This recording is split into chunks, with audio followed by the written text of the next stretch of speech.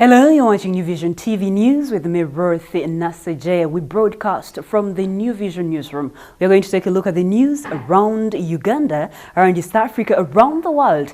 And later in this bulletin, we shall take a look at an analysis of today's budget reading and also the Pearl of Africa series. We start off with the news around Uganda, where we look at stories making news across the country. We start off from Kampala, where generations ago, Budget Day would be a day of comprehension, tension and suspense, mainly because the content was carefully concealed in a heavy briefcase emblazoned with the Uganda coat of arms. Now, government's future plans were the secondary importance, and most crucial was the price of lists of essentials. The minister would announce the price of petrol, diesel and paraffin. He would fix the price of coffee, cotton, tea and tobacco. He would fix the bus and taxi fares and then the new tax rates. 30 years on, much of the glamour and mystery has succumbed to technology and liberalization. And what Honorable Matia Kasaija has presented causes neither shock nor excitement.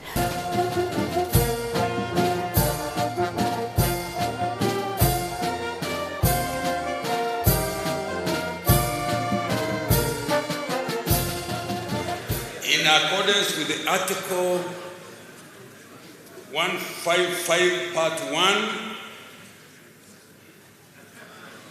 of the 1995 Constitution of the Republic of Uganda and Section 13, Part 13 of the Public Finance Management Act 2015, I presented the budget proposals for financial 2019-20 to Parliament on the 28th of March this year. I applaud the honourable members of Parliament for their dedication in reviewing the proposals and approval of the budget on the 24th of May 2019. New Vision TV has broken down some of the crucial sectors in this year's budget.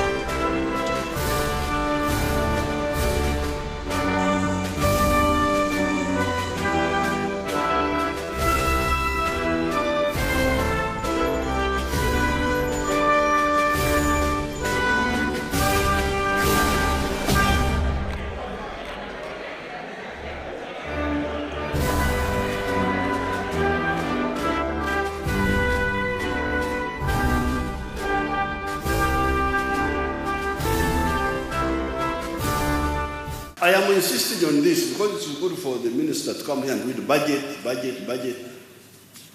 But this budget is coming mainly from the 32% of the homesteads who are in the money economy.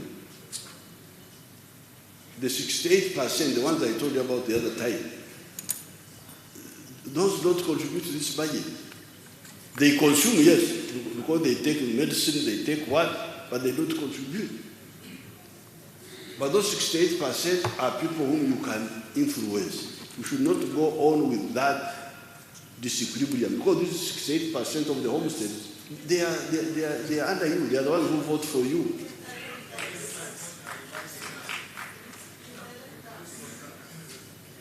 Yes, some indirect tax, yes, but not the big one. The big money comes from other people. We now move on to more stories making headlines across the country. Move on to Kasese district. Now, the grandmother of the 5-year-old boy who died on Tuesday of Ebola has also died. She succumbed to Ebola from MUMBERE Ebola treatment unit in Kasese district, where the 7 people suspected with the disease are kept. The deceased is a wife to a Congolese man who also died of the same epidemic 2 weeks ago in Beni in the Eastern Democratic Republic of Congo. Now, she had crossed to Uganda in a company of other 5 people who entered Uganda through the porous border.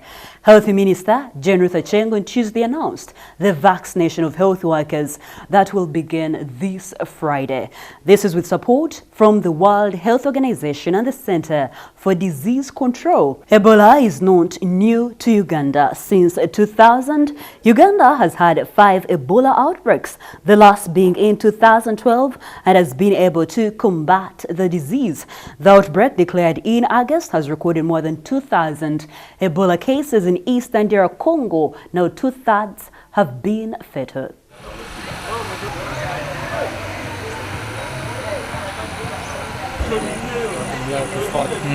Let us stick in Kasese district, where the Musinga king of Rwenzururu, Charles Wesley MUMBERE, wants the High Court to vary his bail terms to enable him travel to Kasese district and perform traditional rituals before his mother's burial.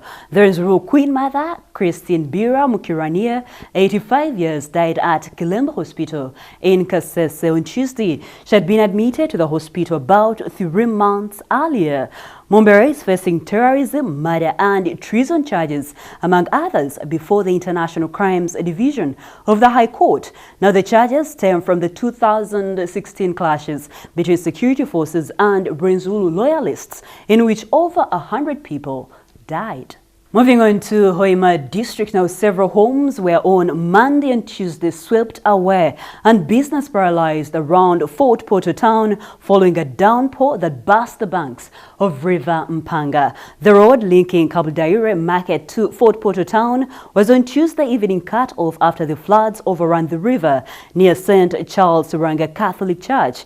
The rain started at about 11 p.m. in the mountainous area of Karagungura and Karango, where River MPANGA passes. Known so far from Fort Portal Regional Referral Hospital, the footbridge connecting MPANGA Market to the hospital was cut off, leaving several patients stranded. We close off the news around Uganda from Kaliro district. Now, irate residents of Nalenya village, Budomere sub-county in Kaliro, have lynched a father of 7. They also razed his home. Alex Waiswa was suspected to have attacked his neighbor Sasoni Edward Mpande, 50 years. The 2 families have had a land wrangle over the last 3 years. Mpande was waylaid on Monday. The area also chairperson, James Waiswa, said residents thought Mpande had been killed when he was found in a pool of blood. The chairperson condemned the lynching of Waiswa, saying they would have tipped police to cause his arrest. That is it for the news around Uganda, and this closes off the first segment of New Vision TV. But when we return, we shall take a look at the news around East Africa, the world, and much more on New Vision TV.